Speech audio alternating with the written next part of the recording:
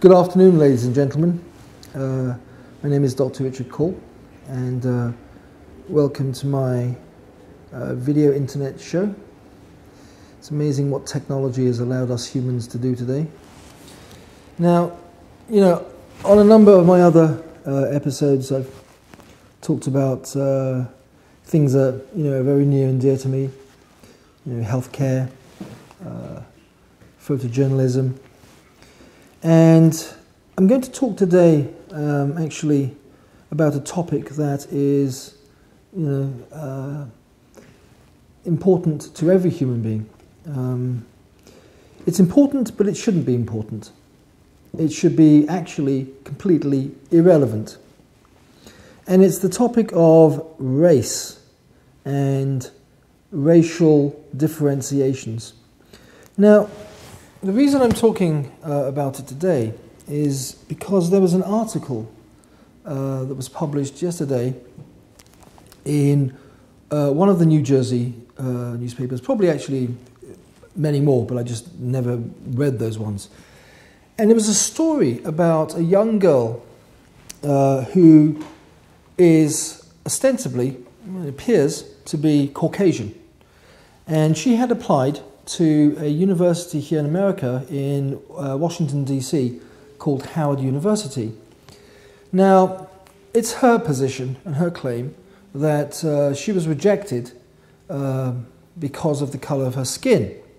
Now, probably people are looking at this going, hold on a second, that's usually a case of, racial discrimination is where people who are white discriminate against blacks. Well, in this case, it was, according to the young lady, it was a case of African Americans discriminating against her because she was white. So there was a story that came out the following day, and it was called "Racial Identity Can Be Fluid." And the subtitle of the article was Dolezal, that's the lady's name, "Case Raises Questions and Eyebrows." Now, the United States has a very florid history of issues with race. It's been a country, interestingly, that has been referred to as the melting pot. Well, sometimes it makes me laugh because in some respects there has been a lot of melting, but in other respects there's been a lot of floating to the top of the things that didn't melt in the pot. But ultimately, we as human beings are all the same. And what people of different colours, creeds, races sometimes don't appreciate is that we all came from the same place in East Africa. And when anthropologists go back and look at where did man start, they've located his origins to a part of East Africa that today is probably Kenya or Tanzania. And that's where, the first human, or the Homo sapiens, the human being, was recorded.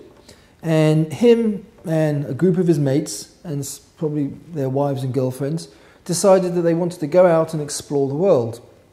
Well, at that time, the different land masses were connected differently to the way they are today. So people could, for example, walk, across from Africa into the Middle East, whereas today they have to take a plane or a boat.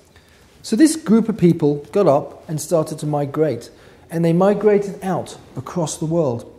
Now, the globe has different environmental conditions, and as this one family began to expand, it went from 2 to 4 to 8, different members of the family went off in different directions.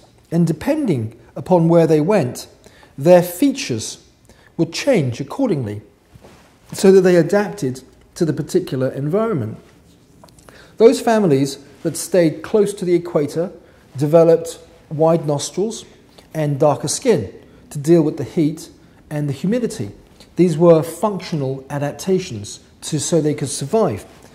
Those individuals that migrated towards the northern caps of the planet became taller, developed slim noses, and fair skins. And again, these were just physical, functional adaptations to the environment. So when the anthropologists started to look at the issues of differences and similarities, a very interesting fact came up, that when you look at the genetic material of every human being, I think there's 6.5, 7 billion on the planet, we are similar in 99.95% of our genetic makeup. So that only leaves 0.05% as a difference. That's almost negligible. So the building blocks of the human body are, you could say, exactly the same. We have some very minor differences in what we call phenotypic features, our skin color, some of our features. And what I've always found fascinating, but also very tragic, is that these minuscule differences in our genetic component and in our phenotypic expressions have been the cause of some of the greatest conflicts that have existed with man. Now, I think it's a good thing that the world is becoming a smaller place. People are traveling a lot more readily, a lot more easily, and there's a lot more marriage and interbreeding going on between some of these, what I refer to as racially separated groups. So what's going to, interestingly, eventually happen is that man is going to come back together again.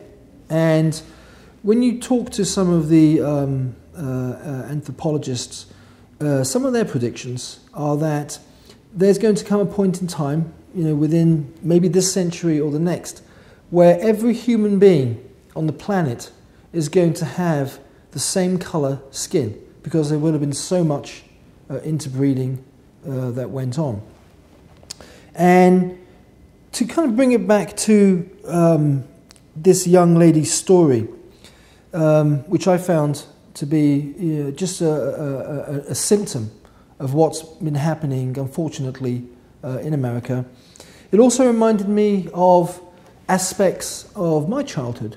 Now, I'm sure a lot of you sitting here watching this video, watching me talk, you hear a gentleman with what seems to be a British accent. Well, it is a British accent. You see a gentleman with skin that's fair.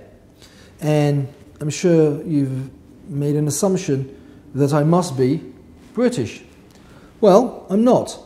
I'm actually Indian. I'm from Kashmir, which is northern India.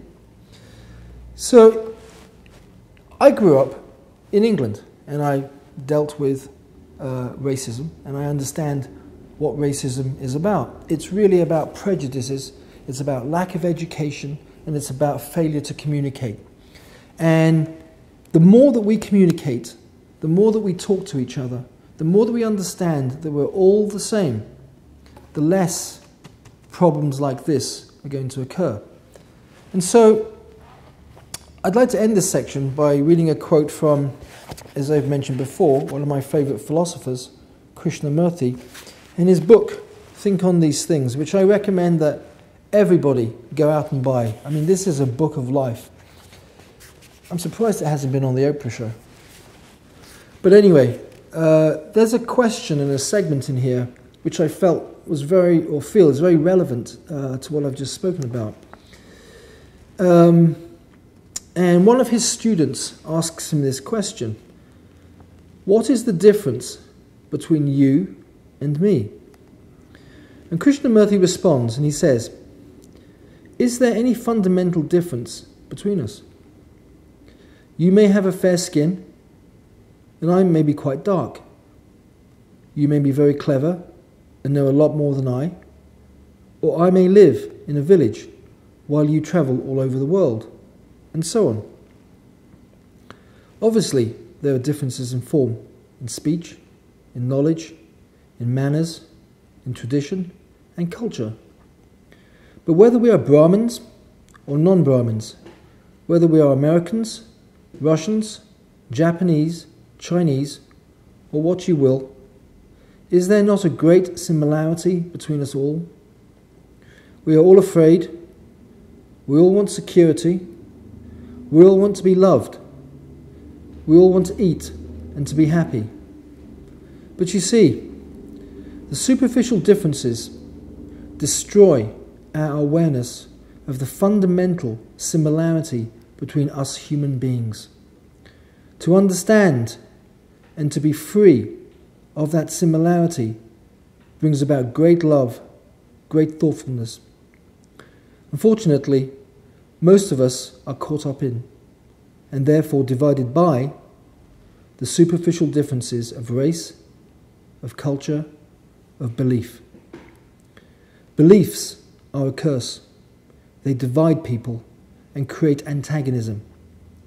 It is only by going beyond all beliefs, beyond all differences and similarities, that the mind can be free to find out what is true.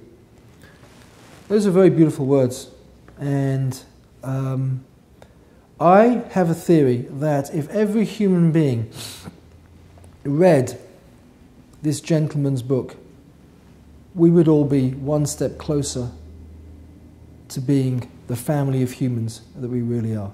Thank you.